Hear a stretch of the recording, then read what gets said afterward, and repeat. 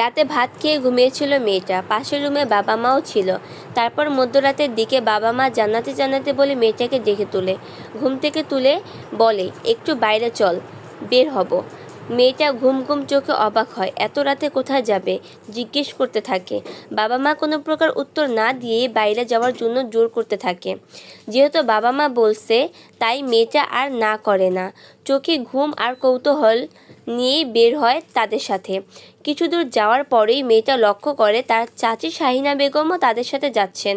মেয়েটা মনে করছিল হয়তো সবাই একসাথে কোনো দরকারি কাজে যাচ্ছে। কিন্তু কিছু দূর যাওয়ার পরেই মেয়েটা খেয়াল করে তার বাবা মা বসতবাড়ির রাস্তা ছেড়ে কৃষি জমির দিকে যাচ্ছে। মেয়েটা অবাক হয়ে জানতে চেয়েছিল তারা এখানে কেন এসেছে, কিন্তু বাবা মা আর চাচি তাকে চুপ করে থাকতে বলে। মেয়েটার চোখে মুখে তখনও ঘুম ঘুম ভাব ছিল। কিছুক্ষণ পরে তারা একটা ভুট্টা ক্ষেতের কাছাকাছি আসে। এখানে এসেও কৌতূহলী মেয়ে বাবা মা আর চাচিকে জিজ্ঞেস করতে চেয়েছিল তারা এত রাতে এখানে কেন এসেছে, কিন্তু তার আগেই পেছন থেকে জান্নাতের হাত ও মুখ চাপতে ধরে যাতে চিৎকার করতে না পারে।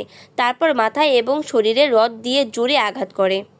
মেয়েটা ছুটে জোর দিতে চেয়েছিল, কিন্তু আকস্মিক আঘাতের কারণে আর পারে না।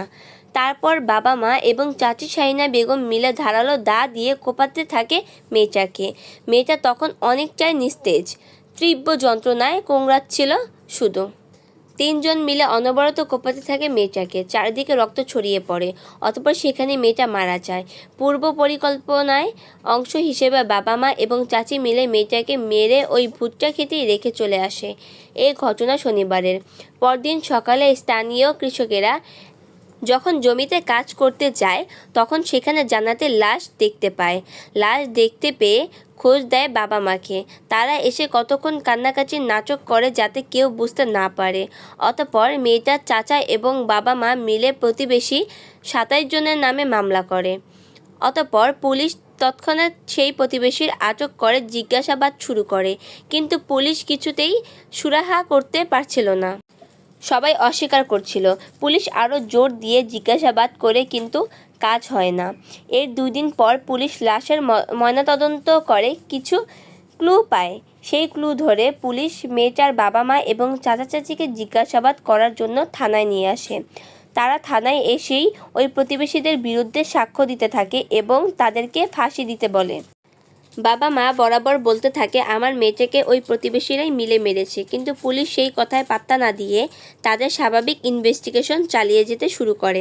এক পর্যায়ে যখন জোরালো জিজ্ঞাসাবাদ শুরু করে এবং ক্লুগুলো সামনে নিয়ে আসে, তখন চাচি শাহিনা বেগম পুলিশের কাছে স্বীকার করে ফেলে যে তারাই মেয়েটাকে শনিবার রাতে মেরেছে।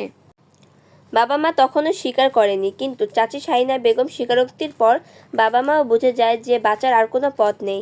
তারপর মেয়েটার বাবা জাহিদুল ইসলাম এবং মা মোর্শেদা বেগমও স্বীকার করে যে তারা 3 জন মিলে মেয়েটাকে নির্মমভাবে মেরেছে। তারপর মারার কারণ জিজ্ঞাসা করায় তারা জানায় প্রতিপক্ষ প্রতিবেশীকে ফাঁসাতেই তারা নিজ মেয়েকে মেরেছে। প্রতিবেশীর সাথে তারা তাদের একটা 32 বিঘা